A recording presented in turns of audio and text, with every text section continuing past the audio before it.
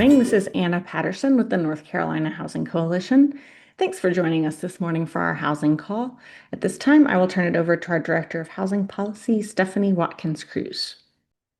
Good morning, everyone. I hope you all are having a great week so far. Just want to go ahead and start out with a shout out to Anna for holding it down on the housing call recently.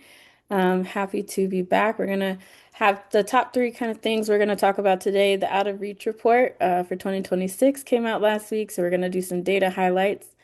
The General Assembly is back, but just the Senate this week, and the House will come back next week. And then Renew NC launches a workforce housing for ownership program pre-screen tool. So we'll talk about that a little bit. On organizational updates, I cannot believe the time is almost here, but registration is now open, early bird registration for the 2026 North Carolina Affordable Housing Conference, which will be taking place on October 22nd through the 23rd at the Raleigh Convention Center. So we'll have the link for registration in the call notes. You will get the best rate if you register before close of business on September 24th at 5 p.m. We'll also have the agenda link in the call notes for you as well, so you can see what is in store. And we can't wait to see you. It's always a huge reunion. Moving on to federal updates. Last week, the House passed two potential budget measures, a continuing resolution that would extend funding for federal programs and services through early December, as well as a $95 billion reconciliation package budget proposal. Both bills now head to the Senate, where they are expected to face more pushback. Senate Majority Leader John Thune has signaled support for the continuing resolution over the reconciliation package. So we're going to keep an eye on this, but clear that, they're trying to avoid a shutdown during an election year. The House also adjourned for August recess and returned to their home states and districts for the annual August recess. The Senate is still moving forward with plans for an August recess despite pressure from the president to stay in Washington and focus on passing the SAVE Act, which is highly focused on voter suppression. On August recess, just for folks to know, if you don't already, this is an excellent opportunity to reach out to your elected officials and discuss the need for better and more consistent housing investments and invite them to see your work, and just engage with them and build those relationships. Moving on to the Out of Reach report. Many of you know that this is a report that we use often, that we lift up, and that is also a part of the data set for our county profiles that we release every year. And so this data is what will be used for our 2027 county profiles. But last week on Thursday, the National Low Income Housing Coalition released its annual Out of Reach report. And this report highlights the gap between wages that people earn and the price of decent rental housing in every state, metropolitan area, and county in the United States.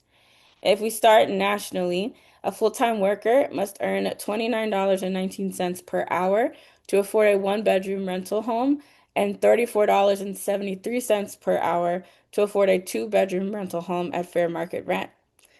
In North Carolina, the fair market rent for a two-bedroom apartment is just over $1,400.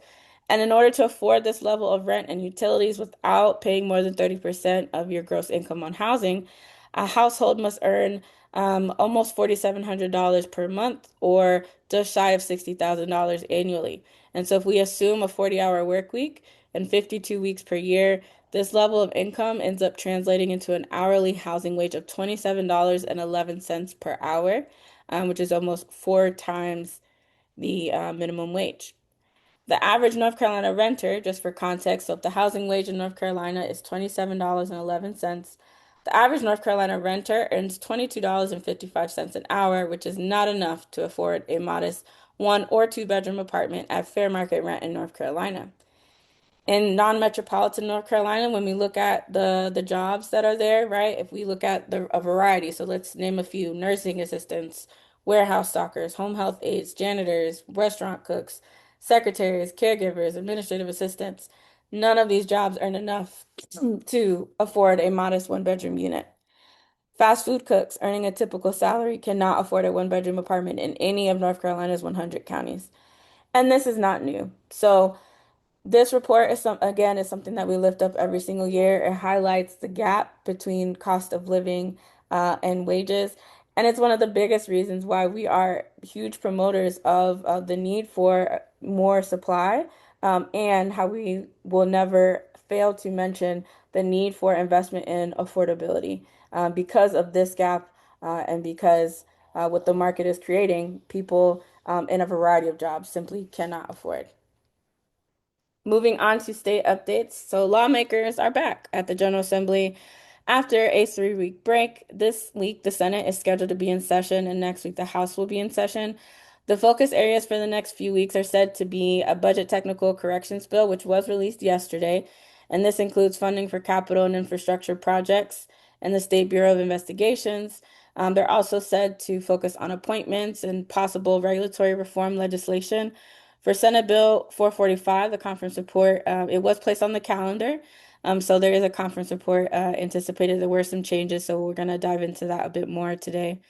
And then there's an adjournment resolution that was also released yesterday that adjusts a few of the dates, but it adjusts the timeline for this session. Once they adjourn, be on the lookout for a short legislative session summary from the coalition. But it's looking like they'll be active through August 31st. And then after that, they have things on the calendar once or twice every month. But we're still awaiting more details.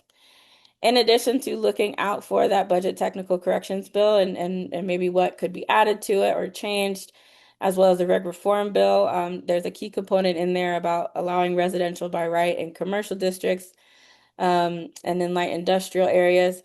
We're also keeping a lookout for the veto override of HB 437. Right now, it looks like it's calendared for next week, so we will be keeping you all posted as we do a call to action for support and making sure that veto is sustained.